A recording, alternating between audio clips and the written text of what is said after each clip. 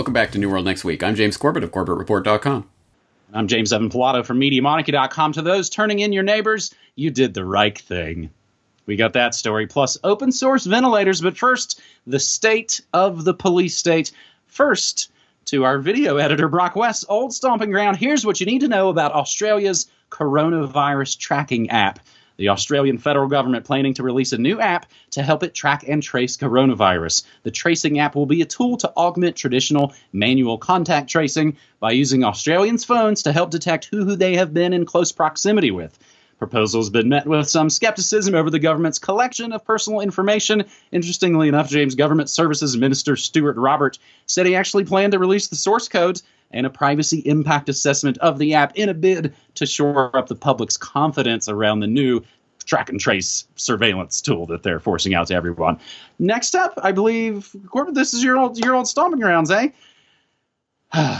Alberta's Bill 10 is an affront to the rule of law. Interestingly enough, pretty strong wording from National Post. And again, everything we say and play will always be included down in your show notes. As though following Machiavellian advice to never let a crisis go to waste, the Alberta government has quietly expanded its own power under the Public Health Act, Bill 10, which was rushed through the legislature in classic style, less than 48 hours, gives cabinet ministers new powers to write de facto laws and create penalties without the approval of those pesky legislative assemblies. Before Bill 10 became law on April 2nd, Alberta's Public Health Act already empowered politicians and bureaucrats to take property away from citizens and organizations, to force citizens to render aid, to conscript people to help deal with an emergency, and to enter into any building or property without a warrant. Chief Medical Officer was already empowered to forcibly quarantine anyone who is ill or any person who's caring for a sick family member. Before Bill 10, cabinet ministers were already empowered to suspend the operation of provincial laws in whole or in part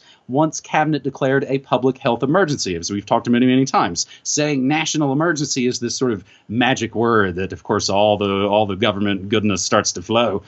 This is all through simple ministerial orders. Cabinet ministers have acquired the additional powers now of creating and implementing new orders and penalties without them being discussed, scrutinized, debated, or approved by the Legislative Assembly of Alberta. And James, for the hat trick, we head to your current neck of the woods. Kind of interesting story here from JapanToday.com. LGBT people in Japan worry getting coronavirus may result in outing. Many members of sexual minorities in Japan worry that catching the novel coronavirus could mean their sexual orientation is revealed against their will as authorities probe infection routes. A supporters group has found. A survey by Marriage for All Japan showed they worry about whether they or their partner will be able to receive important medical information that hospitals provide to family members if one of them becomes infected with the pneumonia-causing virus. James, can we start a new series called State of the Police State?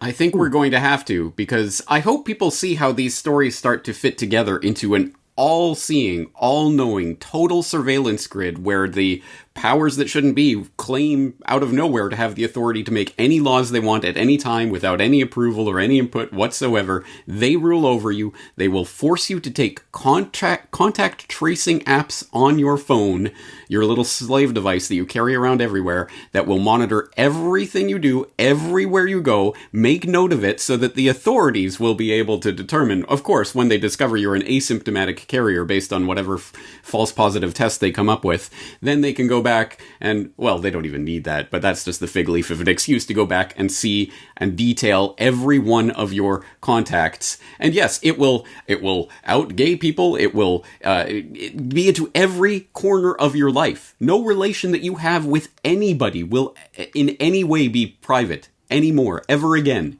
When and if this goes in place, you will never again be able to meet someone without the government knowing about it.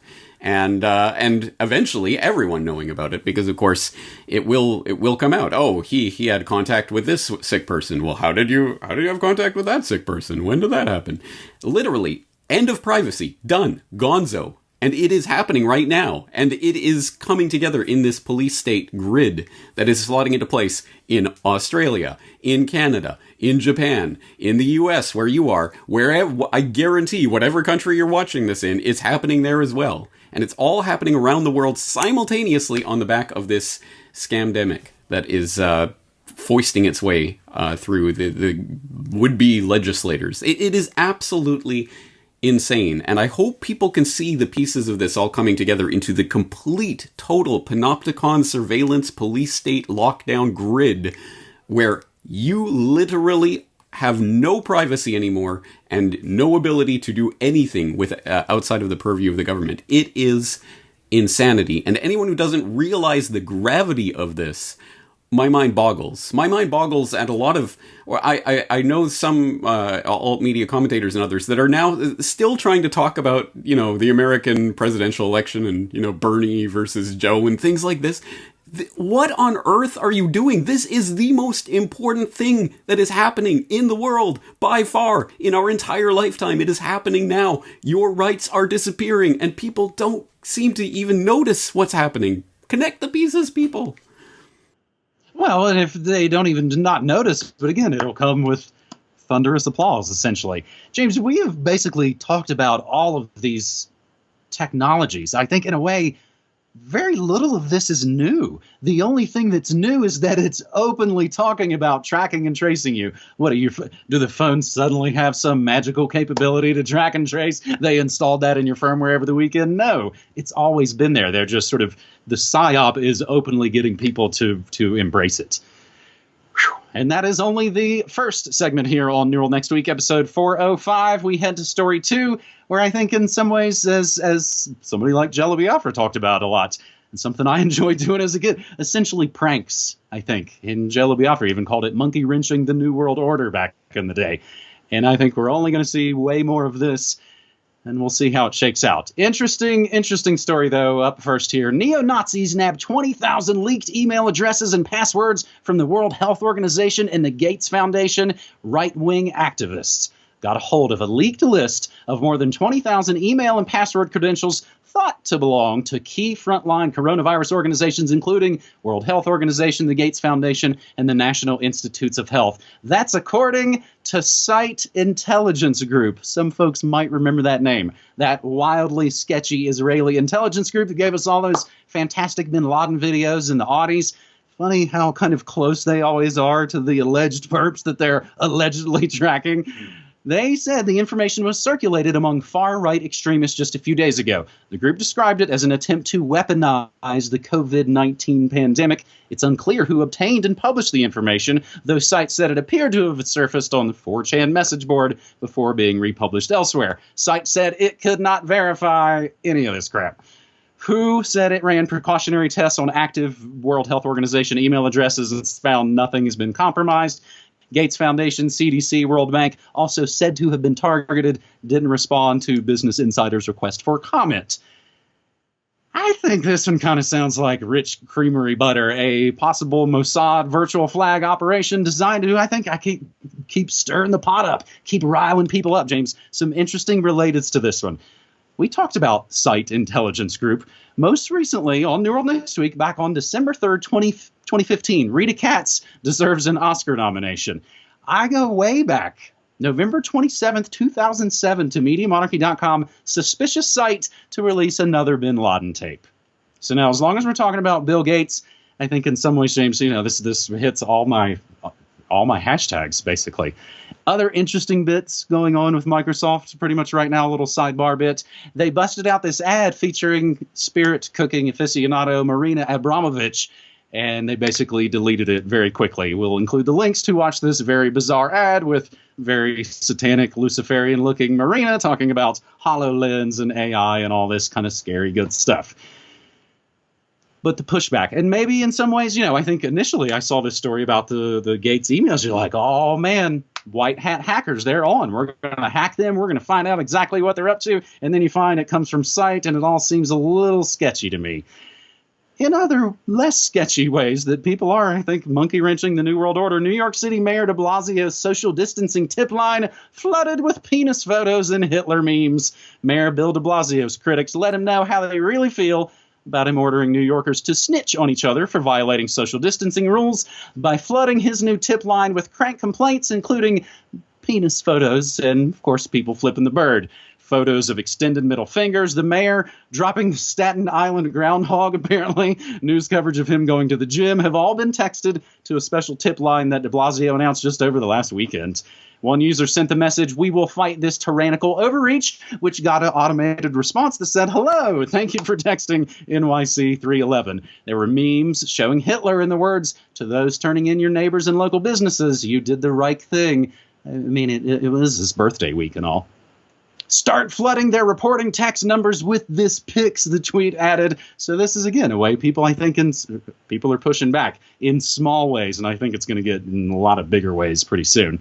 The, again, hat trick in the second story, James, Russians, because they're bad, launch mass virtual protests using SatNav application. This coming from our friends at activistpost.com. Russia, of course, also in the midst of a strict COVID lockdown. Protesters can't take to the streets, but they are holding demonstrations digitally. Residents of the southern city of Rostov-on-Don gathered outside a local government building to protest strict self-isolation regime, also demanding payment of social benefits to all the people that have lost their jobs for this pandemic.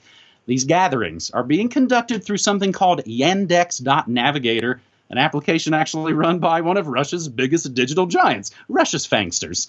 The popular SatNav tool allows drivers themselves to report on the traffic situation on roads in real time. That feature allows users with an axe to grind to tag themselves in politically symbolic locations and write protest slogans in their comments. In some ways, James, it sounds a little like the Gulag-owned Waze traffic app that people have been misusing now for years to redirect entire traffic flows out of their neighborhoods.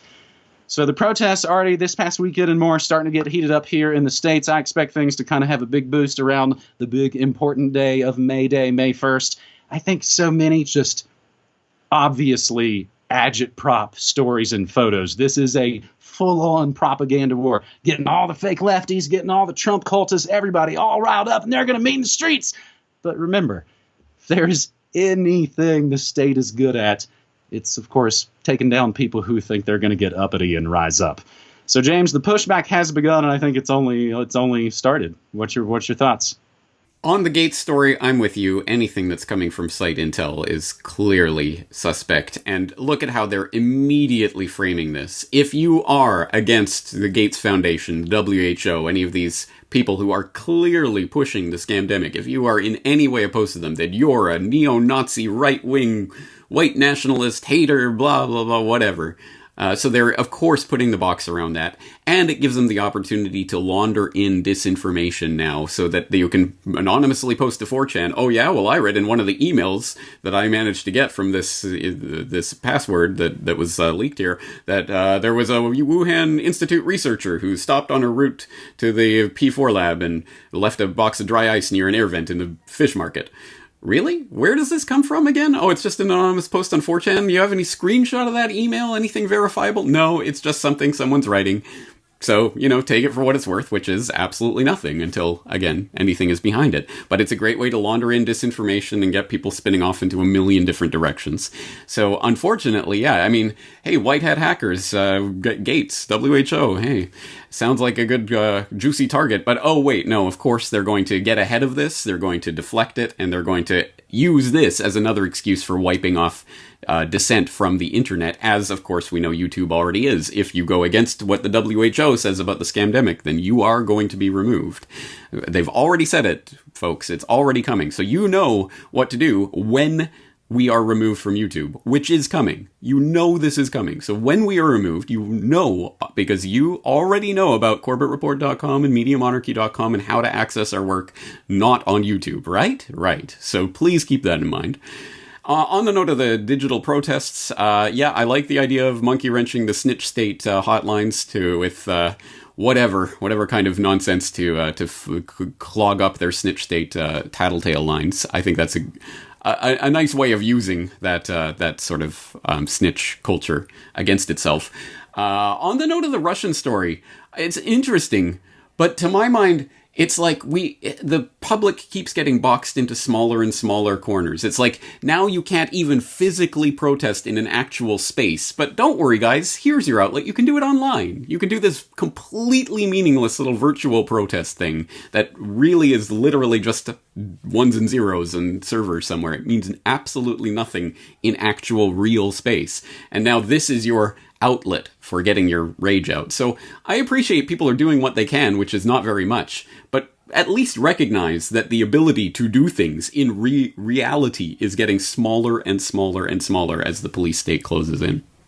Well, and think about, I mean, what you're talking about is sort of, it's happening on a sort of theoretical level. But it's also happening in a way that we know what we've joked about now for 20 freaking years. Oh, get in your free speech zone, this little box across the street from the thing you're supposedly protesting. James, speaking of YouTube, I got not one, but 2 decade-old flags of content for some of my videos just this past week. Literally 2010 videos from when I used to do the show, and I would live stream it, do all that stuff.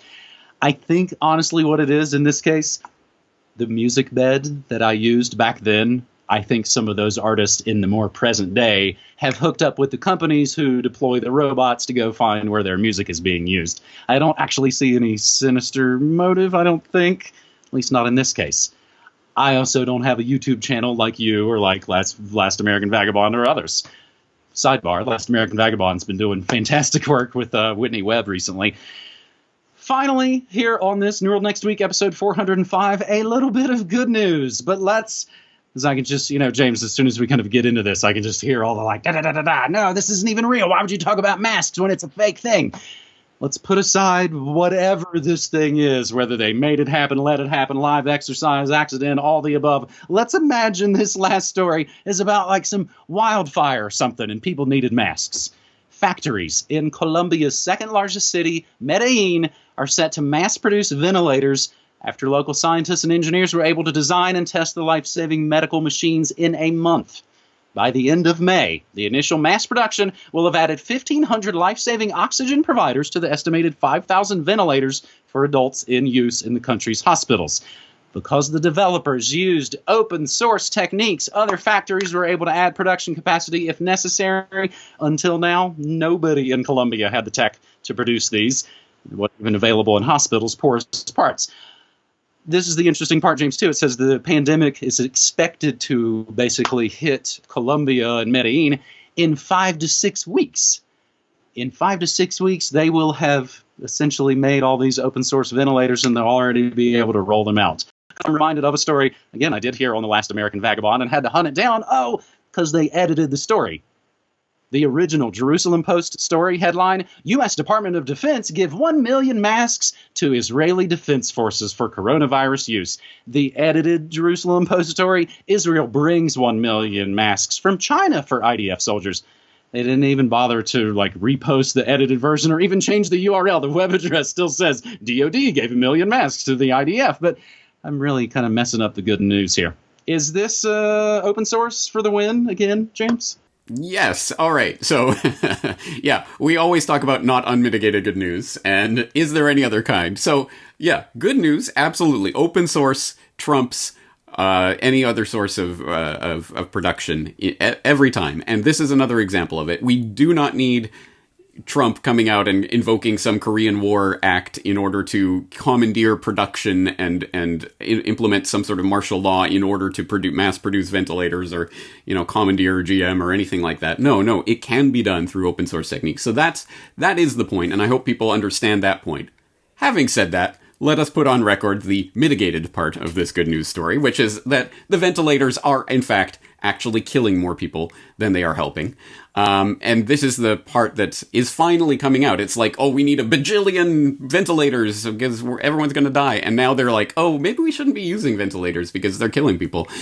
Even the mainstream has picked up on this. This from AP a few weeks ago now. Some doctors moving away from ventilators for virus patients, which notes that As health officials around the world push to get more ventilators to treat coronavirus patients, some doctors are moving away from using the breathing machines when they can. The reason? Some hospitals have reported unusually high death rates for coronavirus patients on ventilators, and some doctors worried that the machines could be harming certain patients. Mechanical ventilators push oxygen into patients whose lungs are failing. Using the machines involves sedating a patient and sticking a tube into the throat. Deaths in such sick patients are common, no matter what the reason they need the breathing help. Generally speaking, 40 to 50% of patients with severe respiratory distress die while on ventilators, experts say. But 80% or more of coronavirus patients placed on the machines in New York City have died, state and city officials say. So, long story short, the whole ventilator thing, which was a whole... Let's cast our mind back, those many weeks ago, to justify the lockdown and all the craziness that's going on now. Remember, it was the big push, the bajillions of people that were going to be flooding the hospitals, and we don't have enough ICU beds and ventilators to take care of them all. That's why we all have to lock you in your homes as prisoners and shut down the world economy. That's the reason, in order to flatten the curve to make sure that that rush of patients doesn't happen so we don't overwhelm the ventilators. A, the ventilators are killing people, and B... we have flattened the curve. Look, it's flattened out now. But now it's not about flattening the curve. Now it's about getting down to zero. Once coronavirus gets down to zero in the population, then maybe we'll let you out of your homes. So they keep moving the goalposts. Anyways, sorry to rain on the good news parade. You're right. The open source production is an important part, and I hope people understand that important part of this story because it's about the production. But what they're producing is, unfortunately, going to kill people. Well, and it does look like the hospitals have been flooded with dancing routines on TikTok or some idiotic app. So, James, wait, are you telling me that the cure is worse than the corona? Huh. Every single level of everything we've talked about. I have actually heard a bit of that, at least in the form of the longer folks are on a ventilator, the less likely they are to come off of that ventilator. I think that's even what happened to legendary folk singer-songwriter John Prine, who passed away this past week. Well, see, we're great at just blowing the good news there, James. We're screwed. Let's wrap up this episode 405 of New World next week, where I always like to mention that I'm a radio guy, man. I've been doing radio in lots of different forms for 25 years or so. And I basically stream news, music, memes, and more Monday through Friday, 9 to 5 Mountain Time at MediaMonarchy.com/listen. I like to call it the best damn radio station you never heard. In addition to my morning news shows, the music, I play some what's called old-time radio. I also always play the latest episodes of your Corbett Report and Last American Vagabond as well. James? Awesome. I thank you for that. And let's keep plugging away. James, talk to you next week. All right, buddy. Thank you so much. Take care.